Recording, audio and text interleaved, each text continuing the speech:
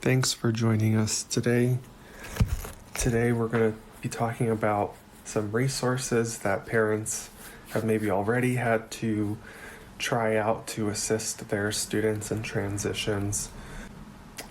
We have an agenda set for this afternoon, so let's go through that right now. We wanted to start this afternoon by talking about the general response to COVID-19, how this is impacting employment and the workforce and different opportunities. I have a couple slides from a presentation that Indeed hosted, which has some figures on the impact to the labor force, and also something called a virtual interview checklist, which is how some interviews are being conducted now online through Zoom. So we have a couple tips on do's and don'ts for Zoom if you haven't heard of those already. Later we'll be covering some tips that Google has put out in regards to accessibility for people who maybe have vision impairment and others who maybe have reading and writing impairments, and how to best utilize all of their tools. Google's leading the space in regards to online virtual classrooms. I know Jefferson County Public Schools have really been pushing Google Classroom and Zoom as their tools to conduct classes. Then I wanted to talk about Digitability, which is a tool that we're using in a Jeffco transition site called Step Up, which is showing our students how to best utilize technology and the internet, and really breaking down for all different types of learners how to use some of these tools, which upon building on those will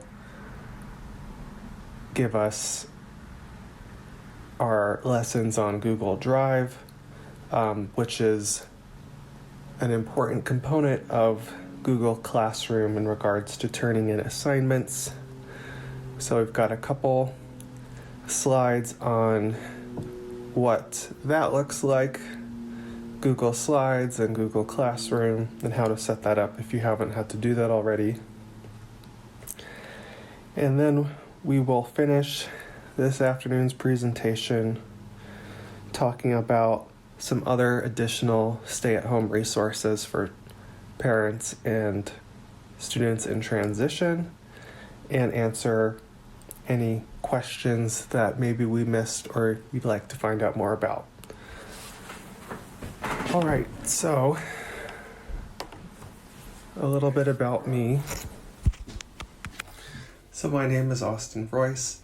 I've worked for Easter Seals for just about 4 years, and in a variety of capacities have been working with adults and then youth in transition, developing different curriculums to support self-advocacy and self-determination, which is your problem-solving, decision-making, choice-making.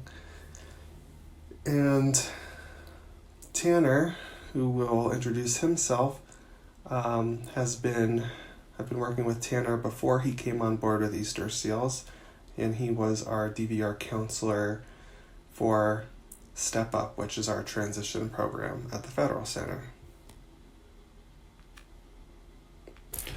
Okay, so according to Indeed and some research they polled, a lot of people right now are concerned about the impact on finances that COVID's presenting, the ability to care for loved ones.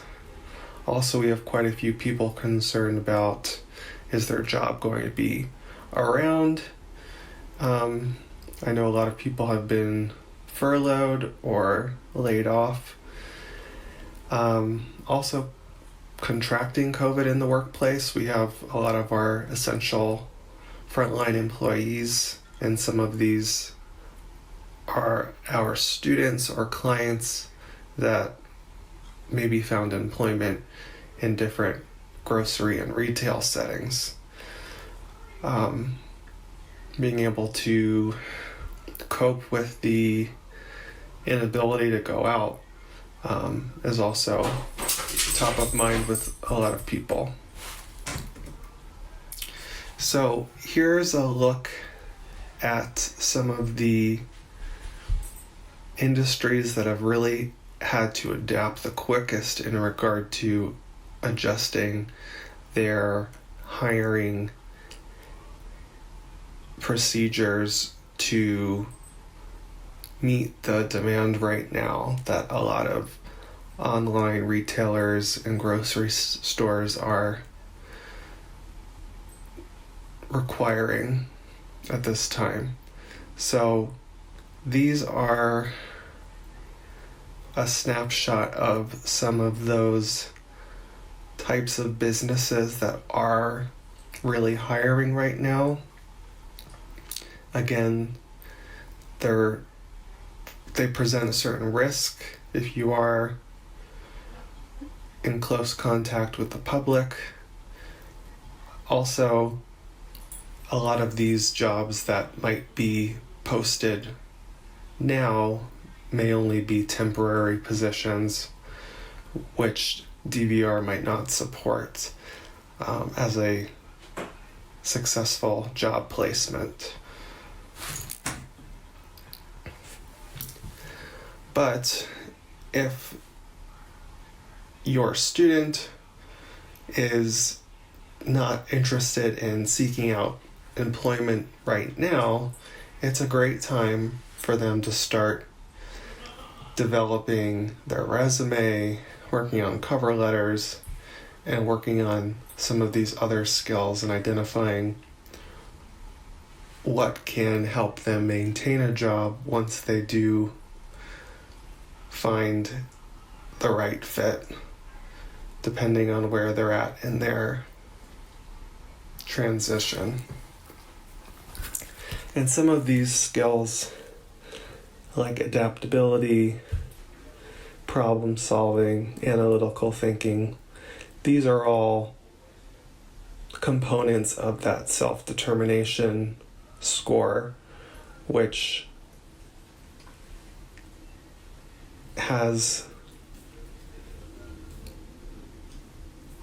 is a measure that will allow students to direct their own futures, thereby having the best impact or outcome, in my opinion.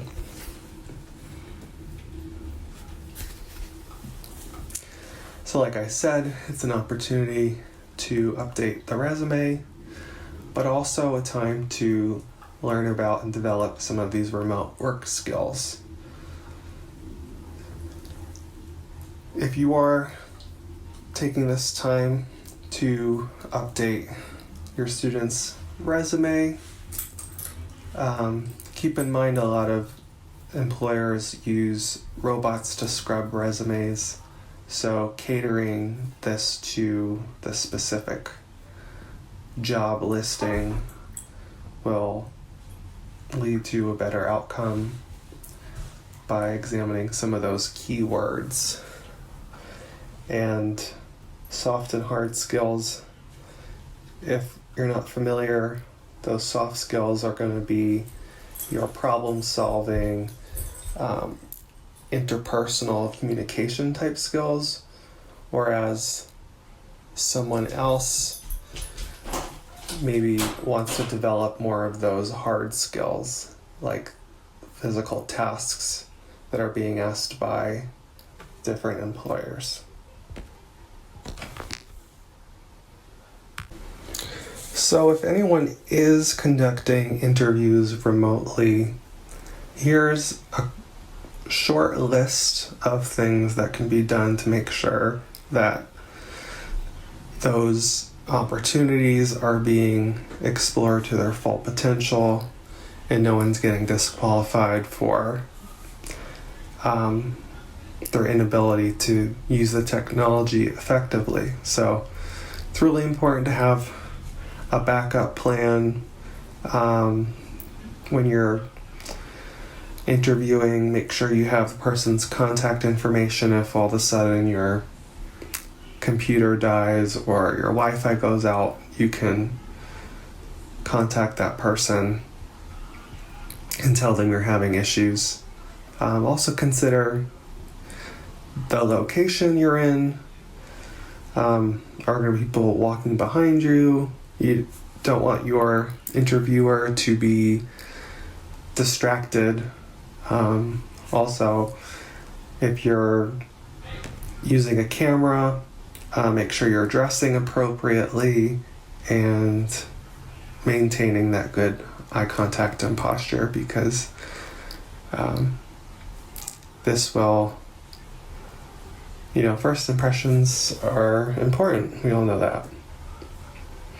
Okay, like we said, if you do have those technical difficulties, know how you're going to remedy that quickly. It's great to leave the option to the employer if they want to continue or reschedule. Depending on how busy they are, they might want to reschedule an interview, but staying on top of the opportunity is going to be really important. So, an overview, the 3 main things to consider is your setting. Maybe you have a couple different flex working spaces around your home, depending on where other people are. The appearance, if your camera's on, make sure you're dressing your top half and bottom half appropriately if you do need to stand up mid-call. And also the demeanor. You don't want to be fidgeting or losing eye contact during the interview. So preparation's always really important. Alright, so if you haven't used Zoom already, here are a couple quick tips. Some of these might be common sense, but you don't want to talk over each other. Generally, there's a chat function in the sidebar where you can present questions to individuals or to the group. Also, muting your mic when you're not speaking is really important because of feedback and background noise. And trying to have the best setting so you're not distracted is going to be ideal for your student if they can have a dedicated workspace that might help them with maintaining attention in the classroom or interview, wherever they're using the technology. Alright, and our to-dos, testing your connection, right? You want to set aside some time so you're not late to a call. I know some Apple products have functionality where you could blur or change your background. And the last thing you want to remember is, do I really need to do a video conference right now, or is it okay to just have a regular call or email? I know some people are talking about this online meeting fatigue, so just be cognizant of that as well. Okay, slide 12. So students, if they experience or have low vision and they are working on a Chromebook, I know certain schools have provided Chromebooks for students that don't have laptops at home. There are some accessibility tools and quick tips to just make things a little bit more legible. A big thing I use all the time is Control and the plus sign, and the Control minus sign. This will zoom in and out of the browser content and increase the button size and really everything on the page, just for greater visibility.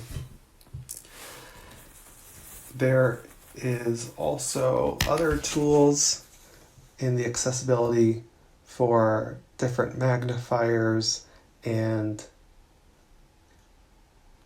changing the contrast for people who have light sensitivity and issues with eye strain. There's also a function where you can highlight a circle around the cursor, which might be something teachers are or could use to keep people engaged and paying attention. So a lot of these tools are listed in Google's blog post on Chromebook Accessibility COVID-19. So if you're interested in learning more about that, I'll refer you there to that blog post where a lot of this information is from.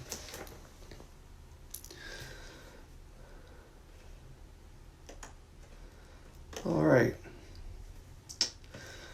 So individuals that maybe have a more difficult time reading or understanding text, there is a select to speak option which will word by word highlight and speak a word on a web page. This has also been referred to as ChromeVox, which allows you to hear whatever text is under the cursor. And that's really beneficial, they say, to students that have significant vision loss. Also, the article referenced something called the Thomas Hawken font that I thought was quite interesting, but this is a sans serif font that reduces cognitive noise and has different character spacing, which makes the text-to-speech option just flow a little bit more smoothly, and also has just improved character recognition for people that do have maybe some vision problems as well.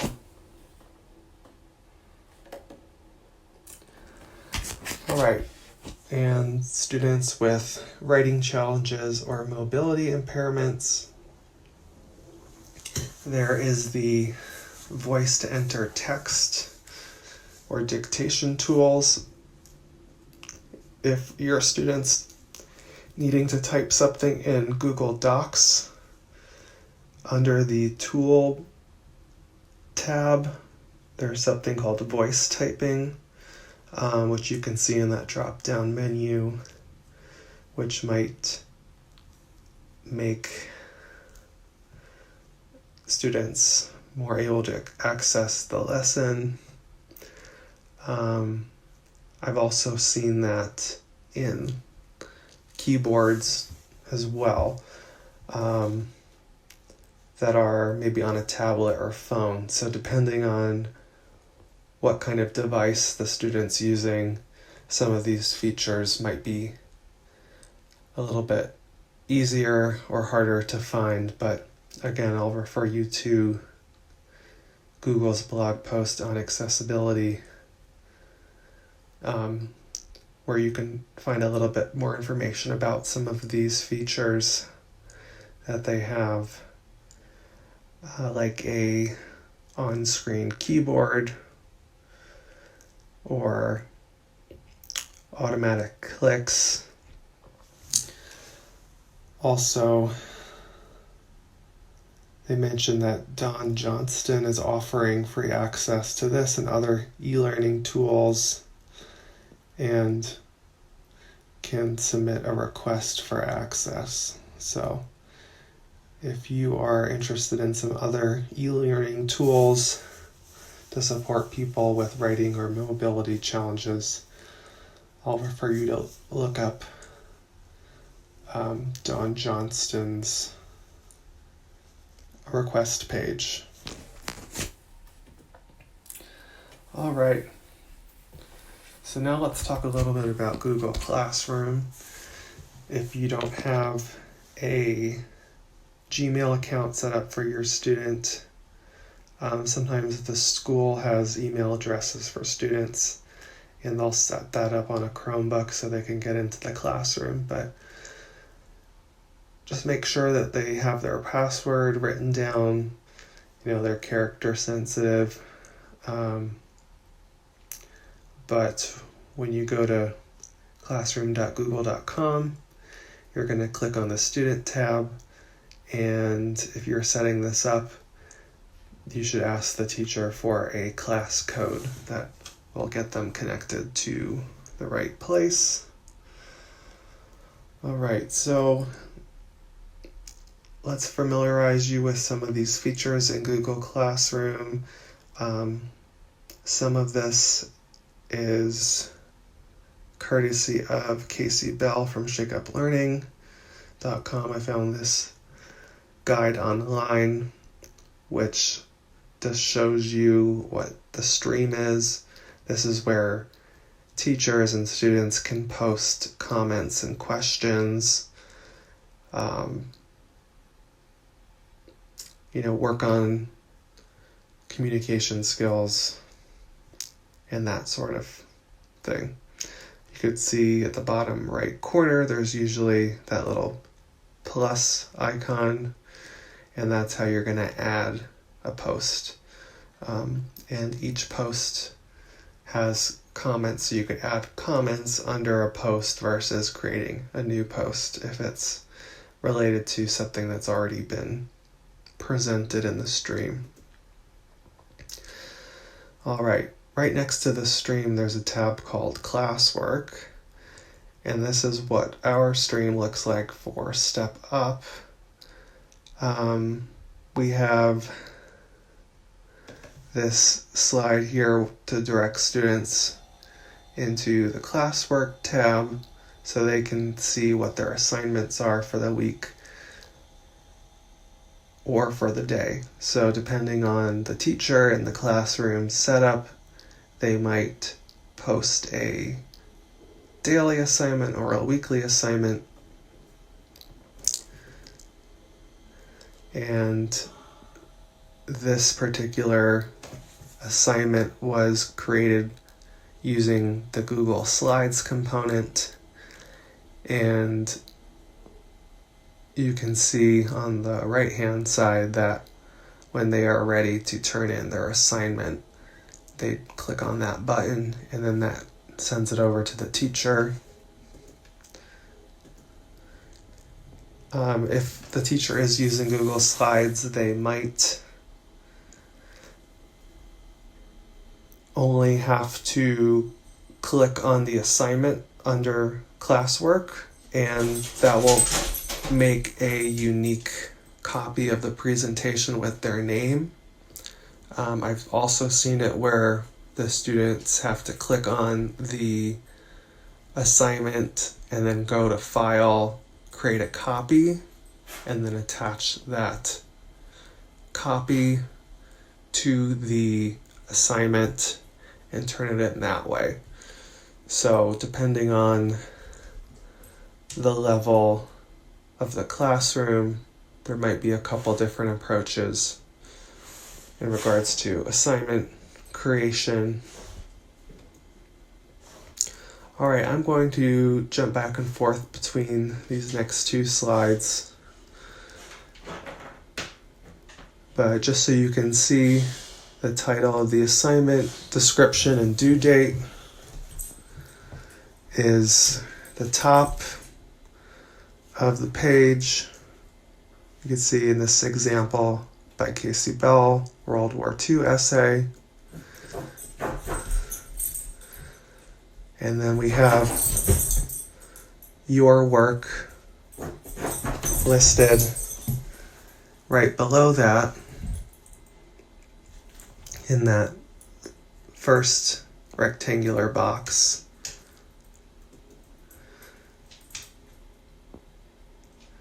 And this note here is just saying that depending on how the template was created, student should not add or create their own unless that's what the teacher has instructed. All right. Number 3 and 4, adding and creating. Those are right next to each other. Again, that will give you a drop-down menu. In those drop-downs, you can see that there's docs, slides, and sheets. These are kind of our common productivity tools that are similar to what Microsoft Excel has. All right, and number 5, you can see that's where you're going to turn in your assignment, and 6, where you can list a comment. So now on slide 21, I want to talk a little bit about Digitability and how they structure their program to support low and high incidence classrooms. So students that maybe have a less impactful disability, maybe they are a part of a more low incidence classroom, and step up, we might fall into that category where our emphasis is also on that expressive and receptive language development. We really love this curriculum. Not only does it educate our students how to use the internet and technology, and later we have lessons that get into Google Slides and Google Drive, but we're really working on presentation skills and communication amongst our students in the classroom. Digitability also has a work simulation component. We haven't gotten to that piece of the curriculum yet, but we have employed the social economy concept where students are given participation dollars to keep them engaged in the program, and we saw great participation as soon as we employed that tool. Digitability right now, they are offering $20 per student to start using Digitability. I would check out their website. You can sign up for their newsletter to get some free resources. But Michelle, the founder of Digitability, she's a former K-12 teacher and saw a need in regards to creating better outcomes for students. So I'm really a big supporter of her program. So high incidence classrooms, there might be a little bit more of an emphasis on feedback and making sure everyone's involved. So if I didn't say it before, they use differentiation in their curriculum so everyone can play a part and be involved. Each lesson usually has an exit ticket where students show their understanding or lack of understanding, and we're able to remedy that and provide some metrics to the state and to the school in regards to how they're engaging with the material. Students that are maybe working on their writing, this is another opportunity to have students develop those skills and maybe use some of those accessibility tools. And executive functions, again, this sort of ties into self-determination and their choice making and decision making and self-control. So we haven't employed digitability through the virtual classroom yet, but I think it's a great tool to try out that can be taught remotely, except the social economy piece with the dollars is a little more challenging to track virtually. But I want to show you a little bit of what that curriculum looks like with some of the differentiation. So it really breaks down some core concepts that I thought even my parents would benefit from being walked through when you're downloading Google Slides presentations, to be cognizant of where you're saving those things. Are you saving it locally on your computer or in the cloud on Google Drive? So that's just an example of one short lesson. Generally, they run about 30 minutes long with the exit tickets. And students unlock the badges on their own to show that they understand the material. So here's another lesson on the Google Slides menu bar, breaking that down for students where they can find some of these functions like edit, save, view. There's that again a little bit bigger. And you could see in the bottom right an example of a knowledge check. You know, what happens when you click redo? The video plays. You're redoing the last edit, none of the above. So it's a really user-friendly curriculum, in my opinion. Just the level of detail is really valuable for students. And maybe even adults who just haven't been exposed to these sort of productivity tools. Changing the view in Google Slides. It's really important to know how to do that. So you could see these level 3 differentiation materials, the trace and learn, that provides the definition for the students. And then that sort of increases the level of knowledge check that's being done in the Tier 2 and Tier 1 materials. So again, here's another lesson on Google Slides, just talking about the folder icon and how you could click on that, which is just right of the title of the material that just shows you where is this presentation saved.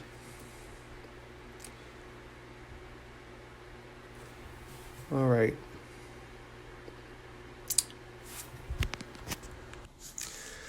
All right, and here on slide 28, we have a lesson on editing text boxes. So again, the Tier 3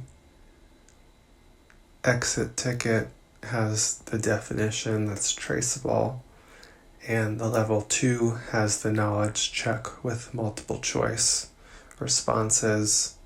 And again, this complements what the students have in their own accounts when they sign in, a knowledge check that is more interactive that they can do independently at home.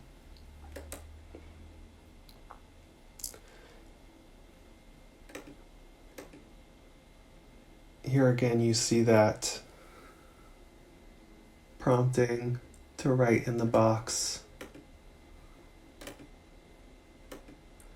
as part of a later lesson and specific directions related to this assignment.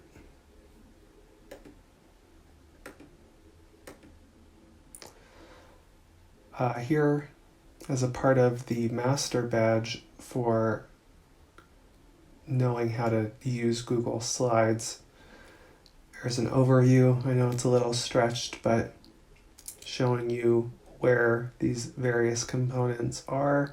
If you need to change the theme or share a presentation, that's on the right hand side of your screen.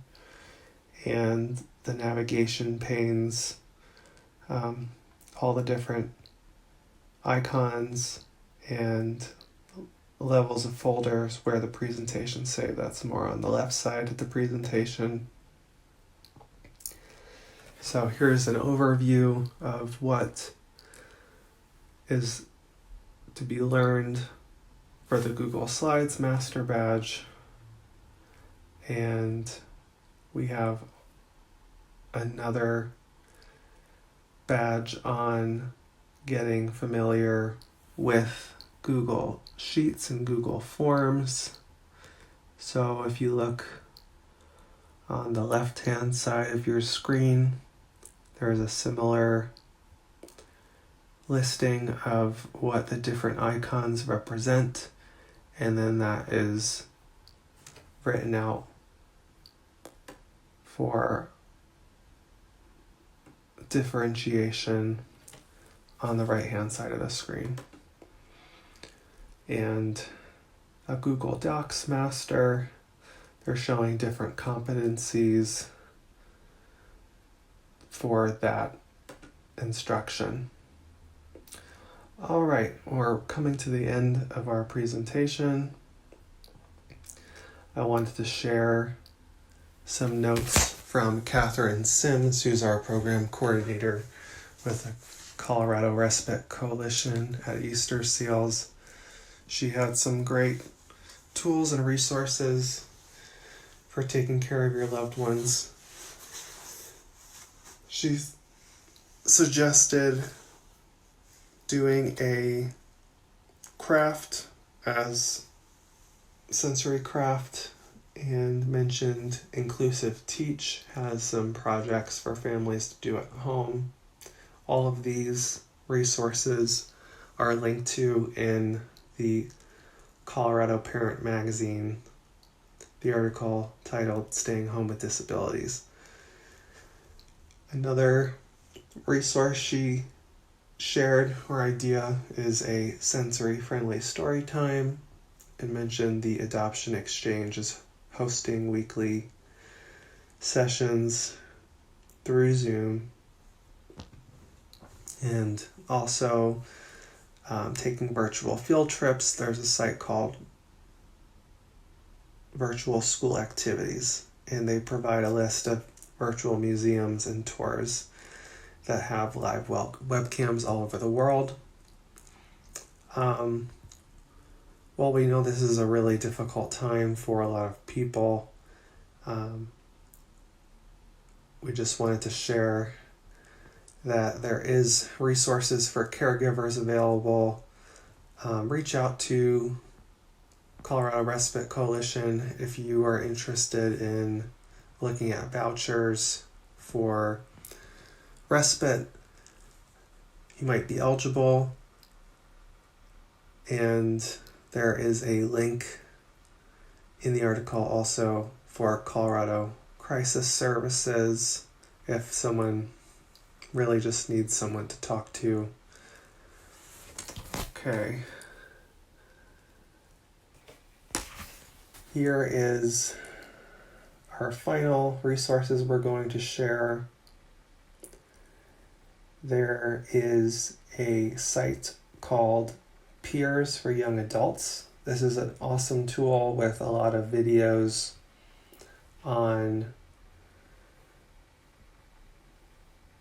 developing soft skills for students in low incidence classrooms that maybe want to work on their soft skills, social skills, communication skills.